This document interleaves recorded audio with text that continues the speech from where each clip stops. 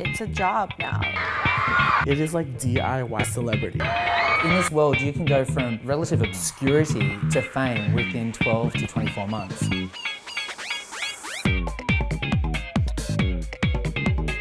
Whoa, it's happening. This is like beyond amazing. It's like Yeah, I watch a lot of YouTube. YouTube? What's that? It's a platform where anyone can say whatever they want. YouTube is the new TV now. This is VidCon. One of the world's largest conventions for online culture has this year come to Australia for the very first time. It's a place where the biggest names in YouTube can mix with their fans and other budding creators, hoping to become the next big thing. Hi, my name's Ben Guerin. I'm a YouTuber from Sydney, Australia. I want to make YouTube my career because I can't really think of any other jobs that I would really like doing. This is my camera. I worked pretty hard to get this. It's a Sony A7 and this is what I shoot all my videos on. The videos that I make now are basically just a mix between vlogs and kind of sit-down videos. But I prefer making vlogs because, you know, I get to film and go out places, but I can't actually drive right now, so I have to get buses everywhere, which takes a lot of time. We're on our way to the waterfall right now. People can see what you did in your day, see part of your personality, and I think that's why it's so popular. Ben is part of a new generation of entertainers, living life and building a business in this multi-billion-dollar online industry. And while 10,000 subscribers is not bad, in the YouTube world, he's just one of many still on the rise. There's millions and millions of YouTube channels, but there's only a selected few that actually break through. You only really see the YouTubers that have succeeded. You don't see the people that have like tried and tried and tried. We're waiting to see Grace Helbig. I feel like she interacts with her fans in a really positive way. She's a bit crazy. Hi guys, my name is Grace Helbig. If you don't know now, you know your life is different now. I still haven't gotten confident in saying I make YouTube videos when someone asks me what I do. Usually it goes, so what do you do? I make YouTube videos. If you've been around YouTube at all in the past 7-ish years, chances are you've heard of Grace Helbig. She's considered an OG of the YouTube world. I'm exercise. Is one of the most recognisable people in online content creation. No one will know. And just happens to be one of the biggest names on the VidCon bill. When I first started making videos, I was actually really embarrassed by it because I was doing comedy in New York and I always thought doing this like gritty, you know, grind on the streets of New York comedy scene thing was the cool way to make it in entertainment. And so being at home by myself making these internet videos made me feel like such a dork. Clearly my personality is enough to carry an entire video and I don't need any props. The comments I started seeing were, you feel like this awkward older sister to me. I'm hungover today. So that became a really fun brand to play with. And I hope and think that the videos that I'm doing now still fit into that. There's this trend of squiggle eyebrows and squiggle lips happening, and I'm not better than any of that, so I thought I'll jump on that bandwagon. I've been able to write 2 New York Times best-selling books, which is bonkers. I have a podcast called Not Too Deep. My friends and I have also made 3 films. All of these opportunities have definitely come because of the success of YouTube. But when Grace was starting out back in 2010, the YouTube world was a much emptier place.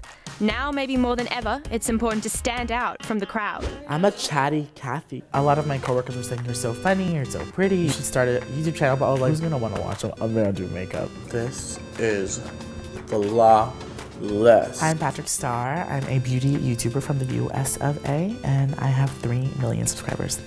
In just a few short years, Patrick Starr has gone from filming makeup tutorials in his bedroom to working with some of the world's biggest celebrities. I feel like being a YouTuber is just so hard to explain to someone that doesn't know me because I'm so niche being a male makeup beauty guru, minority, different type of person. That's the thing with YouTube. The landscape is so full and fragmented that you might be the biggest fan of Grace Helbig, yet maybe have never even heard of Patrick Starr. But that's not necessarily a bad thing. Whether it be someone across the world, across the pond, there is literally something for everyone. You're able to step away from your life and jump into someone else's. Where are my babies? The older YouTube generation had no blueprint to how to do any of this. Everyone was kind of flying by the seat of their pants, and now you can mimic it, you can copy it, you can be inspired by it. Hey guys! Hi everybody! What up? Good day! So some of the authenticity is a little lost. The key to somewhat YouTube success is to be looking at what videos are doing well and kind of jump on those trends as fast as possible. All it takes is one video to go viral. You've just got to follow the eyeballs all the time. Hey, I'm Alex Reid. I'm a talent manager. I manage Ben Gerrans and have done for the past 6 months. When I found Ben, he had a couple hundred followers on Instagram. But what I could see for him is where I could take him. And for online talent, it's about creating them and molding them and building them into something.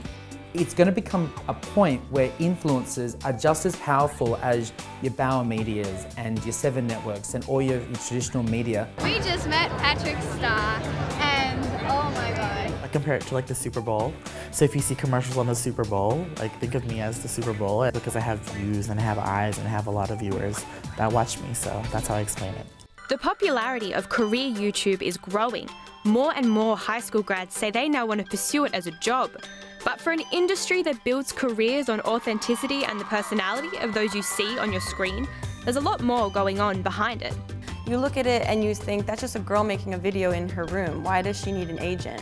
My team is basically my extra arms because it's what I've been doing already, just on a larger level. I can do 20 things half-assed, but why not hire someone to do the 15 other things better than I can so I can do these 5 things really awesome?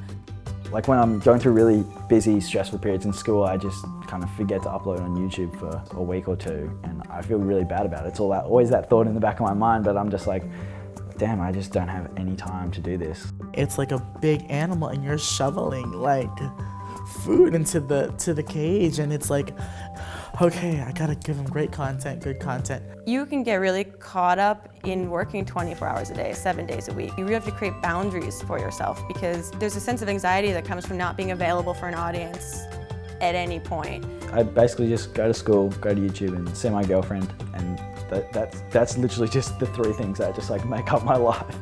I literally don't have anything else. It's kind of sad. This is what happens when you vlog. You don't socialise with anyone, you just talk to a camera. For Ben, the end result will hopefully be worth the sacrifice. I guess having big houses, money and lots of fans is something, I mean, of course I wouldn't say no if someone asked me that. In terms of subscriber number, at the end of like, I'd say 2018, I want to have 100K. It's a pretty big goal considering I only just hit like 10,000, but I think it's doable. These kids and adults are making these brands and empires for themselves entirely on their own, and that is insanely talented. Literally, you are in control of the camera and you have your voice, so someone can't shut you up.